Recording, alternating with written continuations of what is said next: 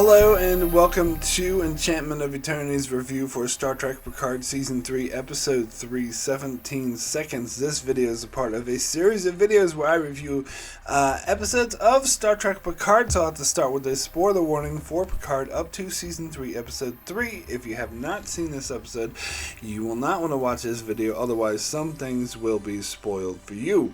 So, I have many thoughts on this episode. So first of all, now I'll tell you the main thing I'm thinking about this episode is it feels like the plot, the main story, did not move at all. Okay, so we got a revelation in Raffi's storyline. So to be fair, Raffi's storyline didn't move forward, but it feels like the Titan A Picard Riker storyline, the whatever her name is, Vatic or whatever, that storyline went nowhere. Now, to clarify, that's not saying nothing happened. There was a lot of great character moments in that storyline, which I loved, by the way, and I'll get into more. So there were good character moments. The character stories progressed, but the main plot of the story did not. And by the end of the episode, I was like asking myself, is the whole season going to take place in this goddamn nebula? Now, obviously not, because we know that Picard, Riker, and are going to meet up with the other TNG cast eventually, unless they come to the nebula too, and also go on the Titan and hide from the ship, the Shrike or whatever it is, the whole time. Because it seems like that's all this story is that...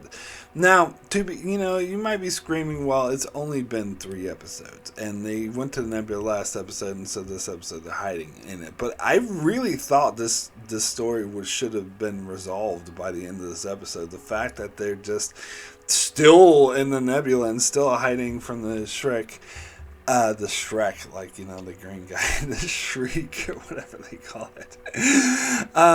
The fact that they're still hiding from it, by the end of the episode, and they're falling deeper into the nebula. Whoa. I kind of want to move past this. I feel like the story is moving too slow. Now, you may say, I know this is more of the modern era of television, where the story is stretched out over, serialization, where each episode is like a cog in a machine or whatever, but the most common complaint I've heard about that type of storytelling is a lot of seasons. This is true of even some of my favorite shows like Breaking Bad, Game of Thrones, The Expanse. They all have pacing issues. There are always occasional episodes that drag on for too long and the story doesn't advance. So I think that is actually a problem inherent with this style of storytelling that I think this episode falls into. And it does have me worried because it has been a biggest issue of the modern era of Trek, of serialization storytelling, is pacing issues. This it was totally true of Picard Season 1. It was true of pretty much every season of Discovery. Has had varying pacing issues. And I feel like, now, Picard, to be fair, Season 3 could still recover from this. They still could have pick up the pace and have a better pace for the rest of the season. And as a lot of people might tell you, it's kind of common for these serialization modern shows to dip a bit in Season 2 and Season 3, but I'm just getting a bit tired of it. And I think, and it does have me worried, because what if they don't fix the pacing? What if they're trapped in this damn nebula? I'm sorry, but I'm already ready to move past this nebula. I'm kind of over it. To be fair. But, as I said, this, I love the character stories in this episode, to be fair. And maybe someone might be arguing, well, that's the point. The point of the episode is the character stories and not the main plot. But I don't care. As much as I like this character stories, I still feel like we should have been out of this goddamn nebula by the end of this episode. I'm really frustrated that we're not. But that being said, so let me address the elephant in the room, as Riker said last episode, that Jack Crusher is Jean-Luc Picard's son. I think the way this was addressed was brilliant. I love the conversation that Picard had with Beverly and how heated it was and how upset he was that she never told him, and how she was like, I'm sorry, but this is, her fear that being the son of a legend was too much for her to cope with. And I think this is totally in keeping with Beverly's character, and I do love how the two of them did reignite their relationship. Now, I get the sense that this happened after Nemesis, because they said it was shortly before Crusher left the Enterprise, and we know she was still on the Enterprise at the end of Nemesis, so this would have to take place after Nemesis, and the events she described where Remans tried to capture him, whatever, I believe is describing events off screen that haven't been explored yet, that took place after Nemesis. But it does make sense that Picard was always in danger and always at the head of everything, and that he is kind of this larger than life figure, and that she didn't want to have a son and raise a son in that style. She just wanted to do it quietly and in peace, and so which is why she disappeared. And so I totally buy that, and I think that's an interesting perspective. But from Picard's perspective, I like how he says, you stripped that choice from me. Like, I know now I would not be my father, but I could have learned that 20 years ago had you actually given me the chance. It was a powerful scene. I love it, and as I said, I'm really sold on the fact that Jack Crusher is Picard's son now. I think that's a good plot point. When I first heard of the possibility as a leak before the season started, I was like, oh, that's so dumb. But now I'm totally sold on it. I think, and especially the way they portrayed here, and also how she explains that she told him who his father was when he was old enough, but he expressed no interest to seek Jean-Luc out or tell him. Which, I do, in the back of my mind, I am cognizant of the fact that this is kind of required for the plot, because it's necessary for Picard not to have known that he had a son for the show, because this hasn't been established in the franchise yet. So it seemed jarring if all of a sudden, oh yeah, by the way, I have a son with Beverly. And so it is kind of necessary for the plot for him not to want to do it, but that's only like a minor detail in the back of my mind. It does make in-universe sense, even if you look past the fact that yes, this is required for the plot, but there is that element is always nagging at me. But yeah, I thought that was a really great scene. I like the interactions between Picard and Riker taking over the ship and having to try to deal with this situation. But again, it dragged on too much for me. And here's a larger point. The Picard and Riker stuff at the end of the episode, I thought was out of character. Like, I really didn't buy it. Like, how they started arguing, because at first, Riker's like, Picard says to Riker, oh, you should call me number one. It's like, it's fun getting the use. And then all of a sudden they're like bickering, yelling at each other. They're like, oh, run and hide. And Picard wants to fight, and Riker's like, no, we gotta save the ship, and we gotta protect this crew. And then Picard, like, try to tie it into the theme of the episode of, Riker having lost a son. and saying that that's clouding his judgment. This felt a bit clunky to me. I don't think this really worked because there was more to this situation than simply either run or fight, because it seems like either option is a bad option and that they could have talked it over more. And I'm sorry, but I do expect more of my legends like Riker and Picard. They should come up, they think outside of the box and come up with a third option. The fact that they boil it down, and it's not that like complex of a situation, the way that they boiled it down to, there's like run or hide or fight.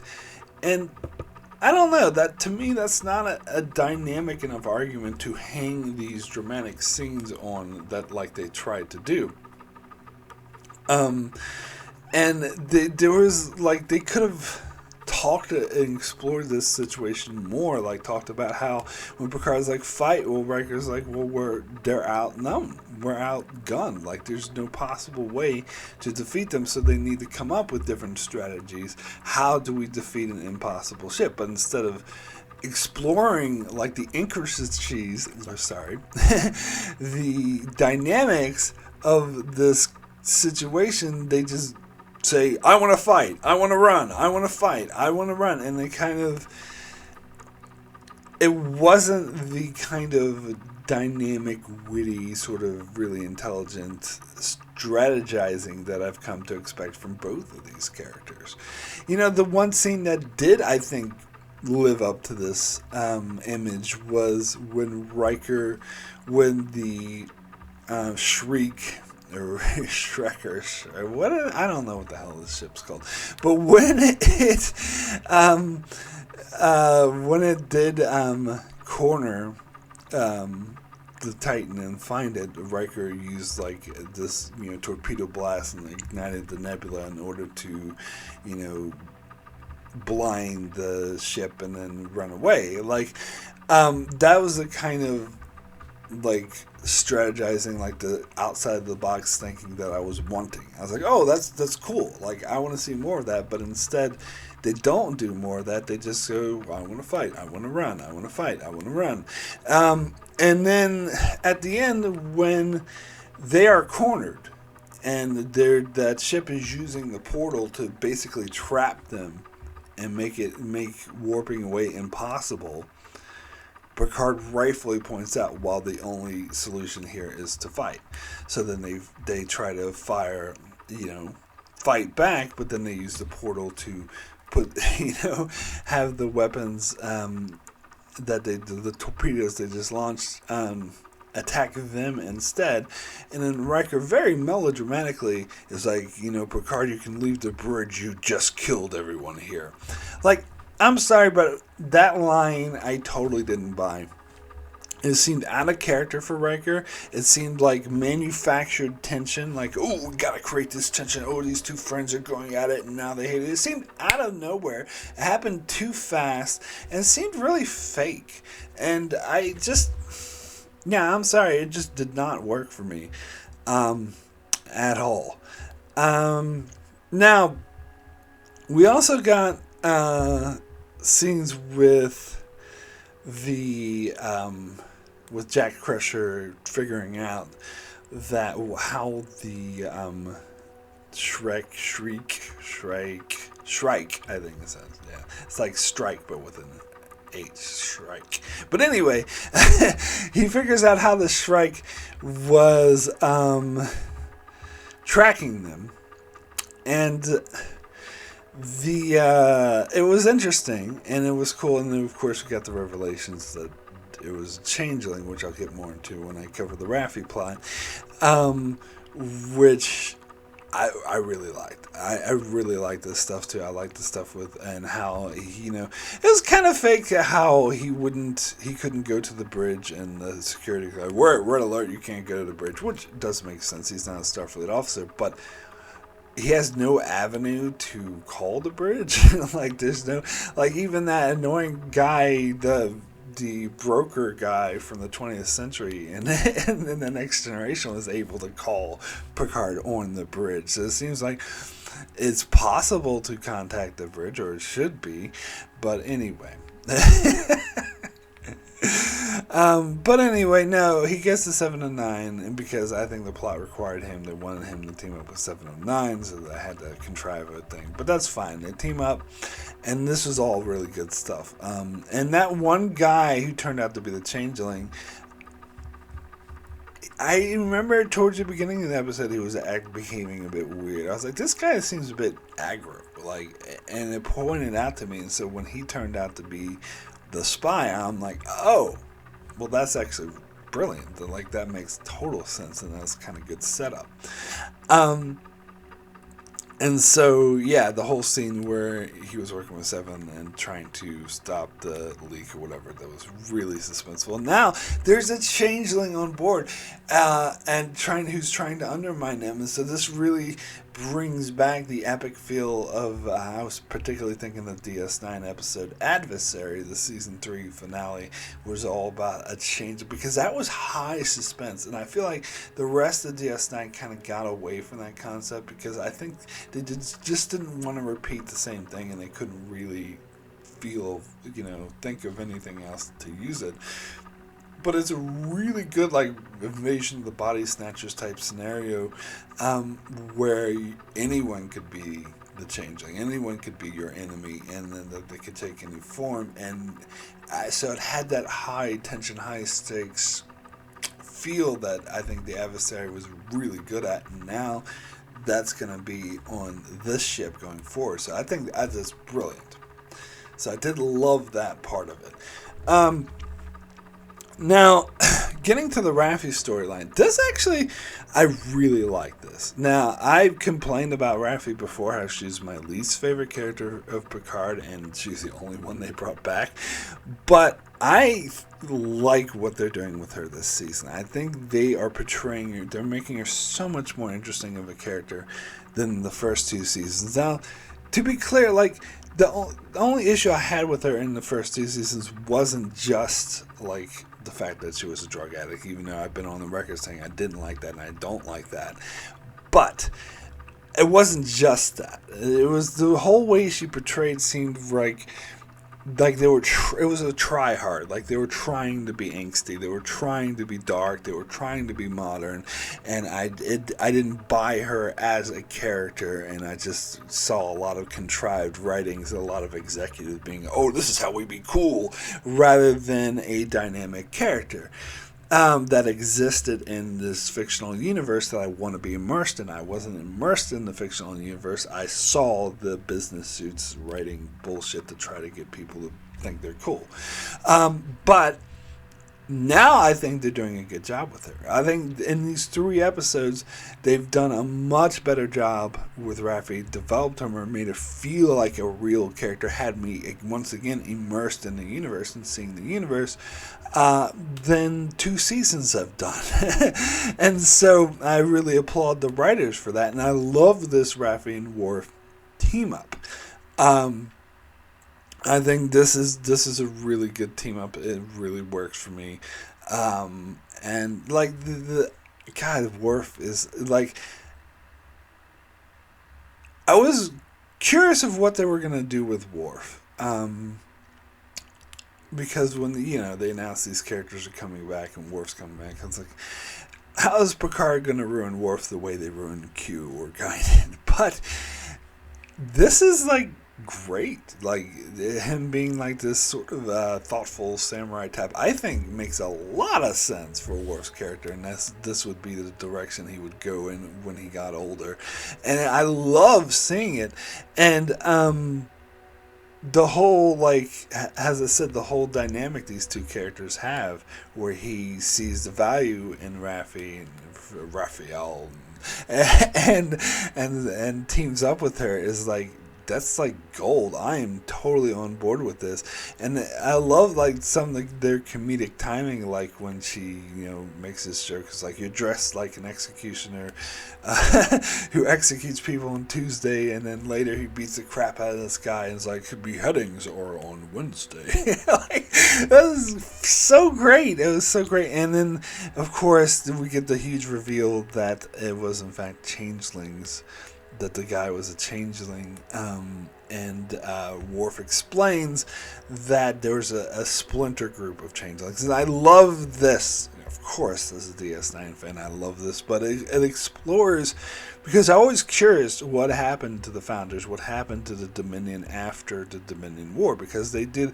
imply that Odo was going to go into the Great Link and reform it and get them to sort of leave solids alone. And it seems like that is what happened, but, and this makes a ton of sense and is so true to real life, that there is a group, a minority that weren't on board with this and defected, and the splinter group that wanted to get revenge on humanity for defeating them in the Dominion War. And this makes a ton of sense. And of course, as soon as Worf said something like, "Oh, you can't return to the Great Link," I'm like, yeah! I was so excited that we're actually seeing changelings, and that story progress. And then, of course, he didn't name drop Odo because he didn't say his name, but he said, "This honorable man I knew who was, from in the Great Link." Of course, he's talking about Odo, and it felt like a nice sort of tribute to Rene Aubergenois, who passed away a couple years ago, bringing him up as revered honorable man. Like, yeah, so that did get me a bit. And how, that there's this, that they're behind it. Now, we don't know the whole story yet. Apparently the portal weapon, which does seem the Shrike is using it pretty well. But that wasn't the main point. There is something else. Now, I hope this something else doesn't involve time travel. I will say that. But there apparently, what could be... This portal weapon seems pretty fucking devastating on its own. What could be more devastating? And I hope they don't make this stakes like galaxy ending like they did at Picard Season 1. And it's something ridiculous like that, because I hope it's interesting, whatever this thing is. But we also don't know, where the Shrike fits into this. Are the changelings the main force behind it? Is Vatic or whatever her name is she just a hired gun? Is she just a mercenary? Who's hired by the changelings, or is there more to this? I hope there's more to this, but I am intrigued. I am very intrigued, and I'm very excited. Now, one thing I did forget to mention before this episode even came out, I was actually looking forward to the next week's episode of Picard. I'm like, wow, I am so looking forward to this episode. I want to see it, and I actually was surprised by this, because this is the first time in 3 years that I actually wanted to see the next episode of Picard. The past couple of years, I've just been used to, I guess, it's felt a little more like an obligation. Picard's coming out tomorrow. Gotta watch it, and I gotta do a review for it. And it felt more like a chore and an obligation. But now, as a fan, I'm looking forward to it, despite my complaints about this episode. I am still looking forward to next week's episode, mainly because of the interesting stuff that they're doing, the groundwork that they're playing, these mysteries that are actually working, by the way, way better than usually the mystery box that they try to do in modern Trek shows, particularly Discovery, which has not been very successful. But this is having me interested. It's not hanging too much on the mystery, but it's leaving enough intrigue out there that you do want to see more, and you want to see where this is going. And as I said, there's a lot of great character stuff here. Now, one thing I kind of forgot to mention with the Titan A storyline was the whole theme of the episode, the title, 17 Seconds, and how we got a flashback with Riker and Picard. And I think there was some de-aging technology going on here.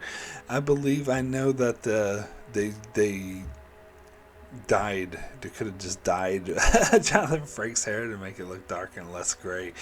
And Picard is funny because with Picard, he looked younger. So I think they did do some de-aging things. Like there was less wrinkles in both their faces, trying to make them look the age they were post Nemesis, around basing it off his Nemesis. But Patrick Stewart's voice was the same.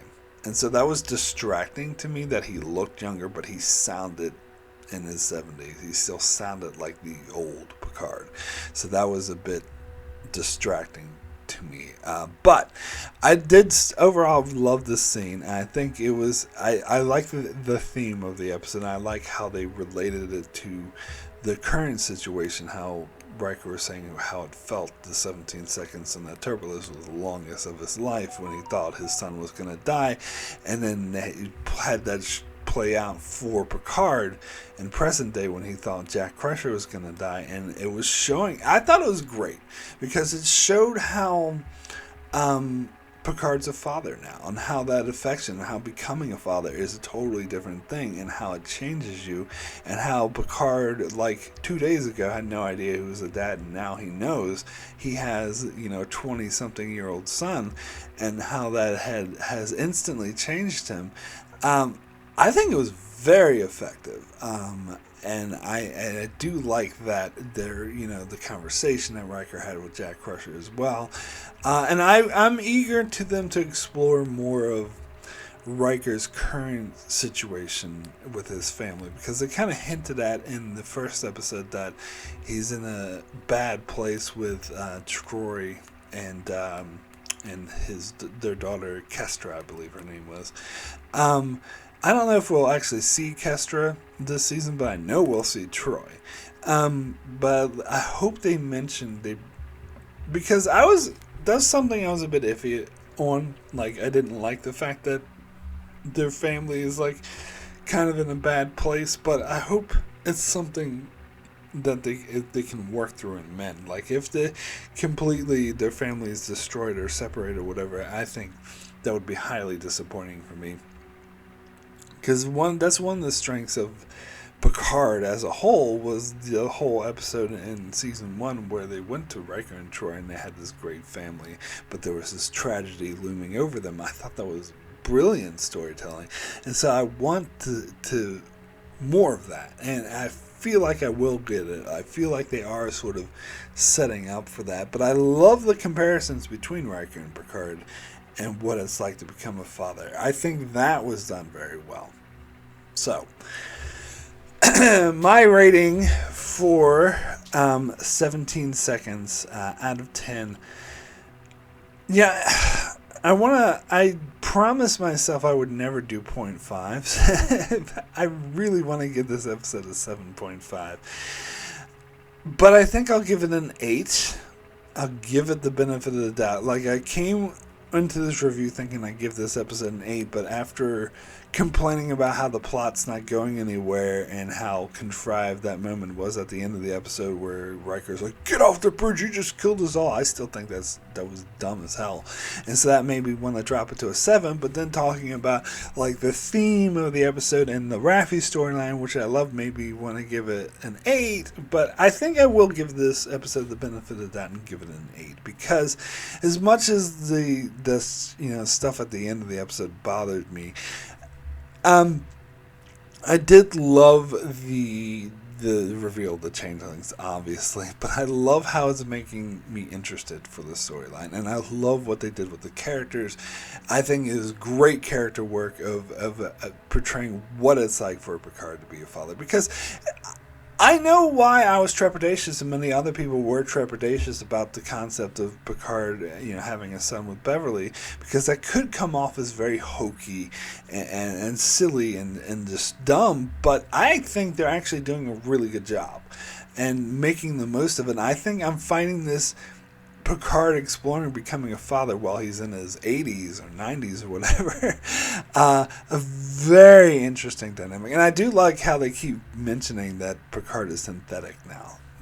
They're actually bringing it up and not trying to wipe it under the rug. But yeah, but the dynamic that they're exploring and the similarities between Riker and Picard and how these characters are different than when we knew them, because now they are parents, and how that changes someone. And I think the episode did a brilliant job of exploring it. So I will give it the benefit of the doubt and give it an 8, despite the complaints I've had against it. Now, one thing I did forget to mention that I want to bring up now is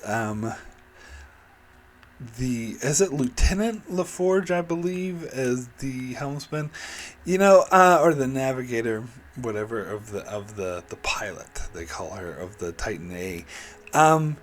It's a good thing that the show keeps reminding me that she's Geordi LaForge's daughter, because I keep forgetting. Silly me, I just forget. But thankfully, the show is constantly reminding me every 2 minutes, hey, Geordi's my dad. Hey, my dad, Geordi. Hey, my dad. And by the way, that's also a great way to set her up as her own individual character, and to delve into this character and develop her more and make her more dynamic by making everything she says about her father and her whole life is all about her father. That's a good way to develop her. Sarcasm detector. Whee! Anyway, that's it for my review of Season 3, Episode 3 of Star Trek Picard. I shall be back next week and every week thereafter to continue covering Picard. And I think it's safe to say that I am going to cover Picard Season 3 to the end, because I don't see it getting as bad as Season 2. But will it be a really good season in its own right? That's still to be determined, but we'll see. As I said, I am at least very interested to see where this goes next. So that's it for my review. Be sure to check out my channel as I cover many more Star Trek videos, currently going through every episode of the original series, and also cover many other Star Trek videos and many other shows as well. So be sure to subscribe so you can keep up with all of that. And thanks a lot for watching.